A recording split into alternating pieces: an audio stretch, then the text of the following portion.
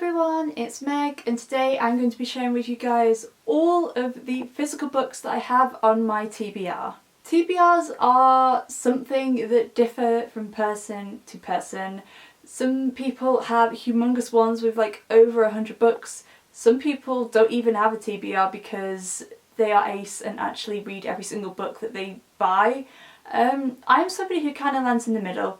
I have around 20 books to share with you guys, which isn't that bad, but has like definitely 100% grown since I started BookTube, because there are so many wonderful books, or even more wonderful books, that you discover once you start BookTube or start watching BookTube videos. So I have a fair amount of books. I'm hoping to finish most of these books by the end of the year. I'm on a book buying ban. There is one book that I want to buy this year in October, and apart from that I'm not planning on buying any books, even though we probably know I am actually going to buy some more books at some point. So yes, I've split this into categories. So we have series, we have classics, we have adults, we have young adult, we have non-fiction, we have poetry, we have a bit of everything. So I might as well just kick things off. So without further ado, let's get into the video. So we're going to start off with poetry first, just for the simple factor that they are the books that are right in front of me,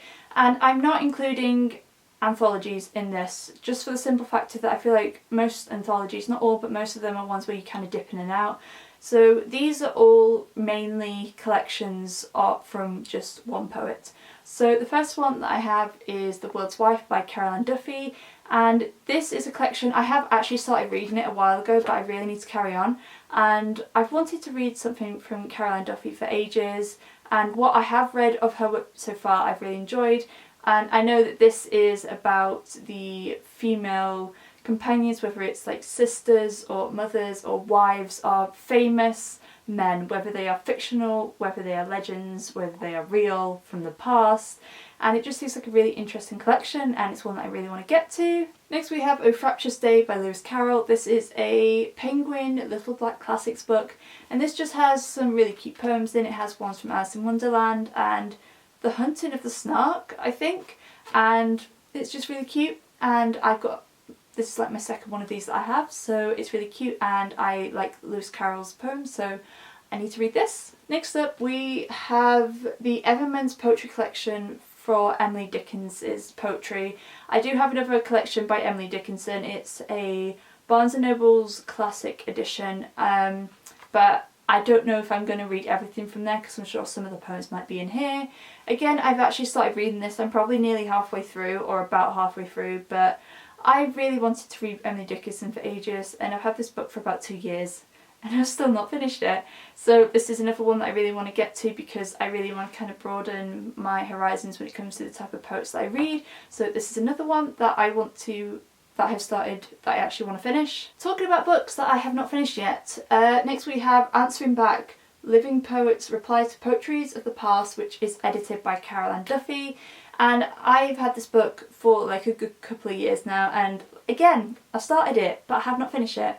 And this is more of an anthology. It's basically about, it's got poems that are from the past, written by past poets, and basically poets of this current day and age reply to those poems, and it's a really interesting concept. I have enjoyed what I've read so far, but again, I have not, read any more of it, so we need to change that and actually finish it. Next up we're going to go for adult, and I have Queenie by Candice Carty-Williams, and I got this from my birthday from the wonderful M, from a little writer M, and this is a book that has had so much hype.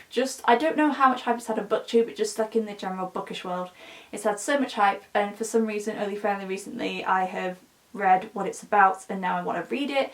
It seems like a absolutely wonderful book that's got really important issues and very heartfelt at the same time, and I'm definitely hopefully going to be reading it very soon, like within the next month or so. Next up we have The Cozy Tea Shop in the Castle by Caroline Roberts, and I picked this up in a charity shop totally on a whim last year. It just seemed like really cute and fun, and I love reading about books where they have like cafes and bakeries in it, and kind of about the life of the people that work there. I really love that. So I'm going to pick this up and see what happens. I think there's a recipe in the back as well, which is even more awesome. And then we have Circe by Madeline Miller, and this is a book that is very hyped up on BookTube and the book community in general. I have been really interested in this book for a while, and again I found it in a charity shop, so I picked it up.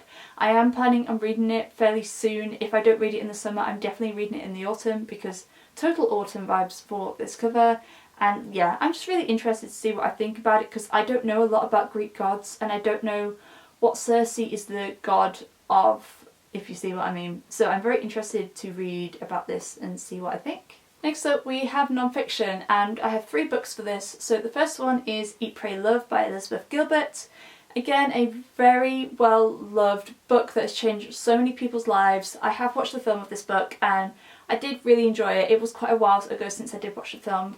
But I was debating for ages whether to read the book or not. Once again, with quite a lot of the books on this list, I found it in a charity shop, so I picked it up and I am in the mood to read it like fairly soon. So hopefully within like the next month or so I'm going to pick it up, and I'm interested to see what I think, because I read Big Magic by Elizabeth Gilbert the other year and I enjoyed it, so I'm looking forward to seeing what I think of this book. Next up we have Emma and I by Sheila Hocken, and this is a book that my aunts got me for Christmas, and I don't generally pick up books like this. This is a memoir about a woman, and I think she goes blind but then she gets a dog named Emma, and I think it's about their relationship. And I don't generally pick up books or memoirs that are about animals and people's relationship with animals, even though I am personally a massive animal lover. I don't know why, it just never appeals to me.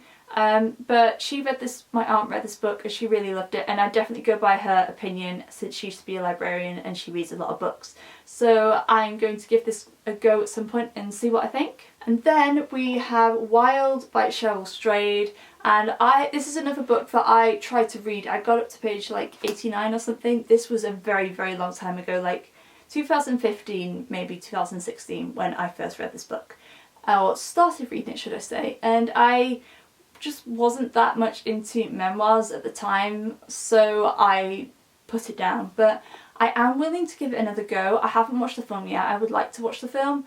But yeah, I want to try and get to this book. I feel like it's one that I will like, and especially now I'm a bit older and a bit more knowledgeable in my reading, I think I will be able to get more out of it. For the next category we have sequels and series, and the duology that I have to show you next is the Strange the Dreamer duology by Laini Taylor.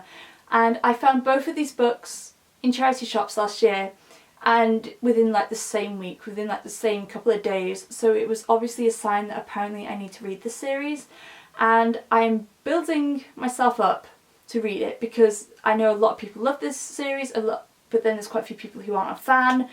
But I want to see what I think for myself, but I'm gearing it up because these books are really big. And the last fantasy book I read was Children of Blood and Bone, and that was a flipping humongous book. So I'm like gearing myself up to read it, but I want to try and read it maybe in the autumn, because I do really want to give it a go and see what I think. And yeah, I will get to this series. I'm determined to at least get to the first book by the end of the year, and hopefully I will enjoy it. And then I can get to the second one because this book is so beautiful and I don't want to get rid of a beautiful book. And then the other 2 books that I have are companion novels, and they are What's a Girl Gotta Do and How Hard Can Love Be by Holly Bourne, and they are the second and third books in the Spinster trilogy.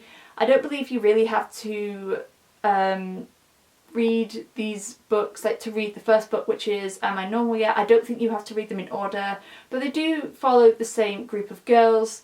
And I really enjoyed Am I Normal Yet? I read it for the mental health-a-thon back in May, and I definitely want to pick up these 2 books as well. And they just follow each of there's like 3 girls in this book, in this series, and this one follows Amber and this one follows Lottie. I couldn't remember the names then, but I'm definitely interested in reading these. I really want to try and get to them fairly soon. They're going to be quite quick reads, and I love Holly's writing. She's great, so I think I would really enjoy these as well. Now we are on to classics, and the first one that I have is As I Walked Out One Midsummer Morning by Laurie Lee. And I read Cider with Rosie from Laurie Lee a couple of years back. I feel like I would actually need to reread it to get the full effect, but I did enjoy it, and I've watched the BBC adaptation of it, which I also really enjoyed. And this is another book, but I'm slightly scared to read it because it's a fairly old copy and it's falling apart in certain parts, which is why I'm so scared to read it. And also the writing is tiny, even though it is like under 200 pages. But yeah, it's well and truly falling apart, but I love Laurie's writing. It's so whimsical and beautiful, and I love his descriptions, and I feel like I'll really enjoy this. And I feel like this is about when he travelled to Spain, I think. I don't know whether it was during a war or not, I can't really remember, but I really love Side with Rosie, so I feel like I would really enjoy this book as well. Next up we have Before Green Gables by Budge Wilson, and this is a Anne of Green Gables prequel, and we have had this book. Technically it's not actually my book, it lives on the shelves downstairs in the living room, but I have been putting off reading this for ages, and again it's a book that my aunt has read and she really enjoyed, and I don't know why I'm just putting it off. I guess it's because it's not Ellen Montgomery, but I feel like it'll be really interesting finding out about Anne's life before she came to Green Gables. And it's also, it looks like a massive book, but it's under 400, no it's not over 400 pages, it's like 450 pages, 460 pages, it's like 465 pages, which is quite a big book. But I think it'll be quite a quick read, and I haven't heard a lot about it, but from what I have seen, I think it has been pretty good. So I need to get to this at some point and stop putting it off, because I feel like I will like it a lot more than I think I will. Next we have Wuthering Heights by Emily Bronte, and obviously the Brontes have so much hype, but personally that's kind of Victorian classic literature I am not interested in at all. Like, I will read Jane Austen, like all the Georgian stuff I'm into. Victorian stuff personally I'm not. But Wuthering Heights is the only Bronte book that I'm personally interested in reading. I don't know much about it. I know it's a romance, and obviously it's set somewhat on the moors, I think, because Brontes live in Yorkshire and Yorkshire's not that far away from me. But I'm willing to give it a go. I want to give a Bronte book a go and see what I think, and then I might be surprised by it, you never know, like, we shall see. And the final classic book that I have is Mansfield Park by Jane Austen, and I have read all of Jane Austen's main novels now. This is the only one that I haven't, and I'm a little bit sceptical because I've heard some good things and some not so great things, and I hardly know what this story is about. I hardly know anything. It's about our main character, and I don't even know what she's called, Fanny, and it's about a girl named Fanny, and there's something to do with a big grand house, and I think there's some balls, but I think there always is in Jane Austen novels. But I'm a bit apprehensive because when I read a book by Jane Austen that I didn't read beforehand, that I didn't like watch the adaptation for or know the story of beforehand, which was Northanger Abbey, I didn't enjoy it as much. So I'm slightly apprehensive when it comes to reading this book, but I'm hoping that I will enjoy it. I am going to listen to the audiobook. When I do listen to it, I'm going to listen to the audiobook and read along with it, because that makes the reading experience when I'm reading like classics a lot easier for me personally. But I'm looking forward to giving it a go and seeing what I think. It may be a favourite, like, I don't know. I guess we'll have to find out. Sorry, I just remembered that I had two books on my TBR that are actually downstairs on the main bookcase because my mum and I share them, and these are both adult ones, so I'll go over them quickly. The first one is The Language of Flowers by Vanessa Diffremba. I'm not even gonna try and pronounce her name, but obviously we got the second hand and we bought it on a whim because it's basically about the Victorian language of flowers and how they are used to express emotion, and it's about this girl named Victoria, I think, and she somehow uses this language of flowers, and it just seems like a really wonderful story. My mum has read it and she really enjoyed it, and I need to get to it because I feel like I will enjoy it right now. I feel like it's a story that is definitely right up my street. And the second book that I forgot to include is Conversations with Friends by Sally Rooney, and I did start listening to the audiobook for Normal People by Sally Rooney, and I got maybe halfway through, a bit less than halfway through, and I'm not the audiobook's not bad, I'm not a fan, and I don't know if I can be bothered really.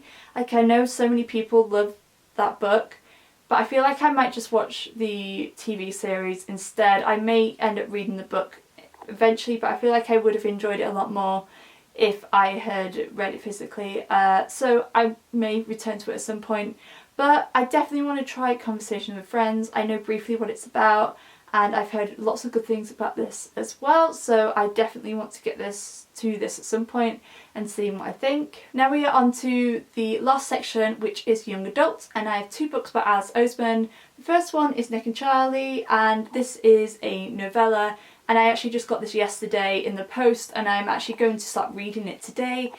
This is set 2 years after the 3rd volume of Heartstopper, when Nick is going off to university. It's kind of about the relationship between Nick and Charlie and what happens next. Like, are they going to stay together and do long distance and all that sort of thing. And I'm very much looking forward to reading this. It's got illustrations in it, and I think it's going to be super cute and fun, and I cannot wait to read it. And then I also have Loveless by Alice Oseman, and I am so excited to read this book. And it is about our main character named Georgia, who is discovering her sexuality, discovering that she is asexual. And I do not know a lot about asexuality at all, so I really cannot wait to read this. I wanted to have read it by now, but it just didn't happen. And also I'm going to be buddy reading it with Kira, so she needs to get her hands on a copy. So once she gets her hand on a copy, we are going to buddy read this, and I'm so excited to read it, and I think it's going to be wonderful. I've heard so many good things about it, and I just cannot wait. Next up we have Read with Pride by Lucy Powery. Technically this could have gone in this series part because I forgot, but this is like a companion slash sequel to Read with Pride, and I read Read with Pride last year and I really enjoyed it. Lucy is a fellow booktuber, and this is the 2nd book in a trilogy, I think it's a trilogy, and I really enjoyed it. And this follows a different character this time. There's a friendship group. The first book follows Tabby, this one follows Olivia, and it's about a book club and they read lots of LGBTQ+ books, and I think it's going to be a lot of fun. I don't know much about it again, but I know that it is going to be wonderful. It's going to be super fun, and I cannot wait to read it. Next up we have Splinters of Scarlet by Emily Bain Murphy, and this is another fairly recent book that I acquired. I got it in BookBox Club's July box, and this is, I feel like it's a historical fiction slash magical realism, and it seems like it's been compared to The Night Circus, like with those like magical vibes, and it also apparently has a romance like Laura Wood's romance, so that hooked me. And it's about this seamstress who has magical powers, and she ends up working in this castle with all these other magical servants, and then obviously there's a lot more to it than that, but it just seems very magical and like a really wonderful world. And I think it's set in Denmark, I think, off the top of my head. I think it's set in Copenhagen. So I'm very much looking forward to reading this and seeing what I think, and also the cover is stunning. And then the last book on this list is Moonrise by Sarah Crossan, and I have seen Sarah Crossan's books in the bookshop and the library for years, and for some reason I've never even picked one up and opened it. But only last year I discovered that they are written in verse. And you guys should know I love a good book written in verse. I'm currently writing my own book written in verse, and this is a story about death row in America, and that's a subject that I personally would not gravitate towards, but I've heard a lot of good things about this book, and I'm willing to give Sarah a go. And again, this was a charity shop buy for £1, so how could I go wrong? So I'm really interested to see what I think of it. I have actually started reading it back when I was in a book slump, but I definitely want to get to this very soon, maybe within the next month or two, and hopefully I'll like it, and then I can read more of Sarah Crossan's books in the future. So those are all the books that are on my physical TBR. I hope you guys enjoyed this video. I don't think it was too long to say that I actually have quite a few books to talk about, but I'm sure you guys will hear me talk about them more in depth in future videos. I definitely have a reading vlog planned for Loveless. I'm tempted to film one for Nick and Charlie. I don't know if that's going to be pointless or not because it's literally 150, 160 pages long, but I'm definitely doing reading vlogs for these books, and if you would like me to do reading vlogs or specific reading vlogs for any of the books that I've mentioned in this video, leave a comment down below and I will make sure to do that for you guys. I'm very excited to read these books. Hopefully I can whittle down this TBR, even though it's not as big as like other people's TBRs, but I definitely want to try and whittle it down somewhat by the end of the year. Let me know in the comments some books that are on your TBR that you're really excited to read. Have you got any of the books on your list that I have just talked about, or any different ones? I would love to know as always. If you like this video, then please make sure to give it a thumbs up, and if you'd like to see more bookish videos from me, then make sure you hit the subscribe button and the bell icon so you'll be noted every time I post a new video.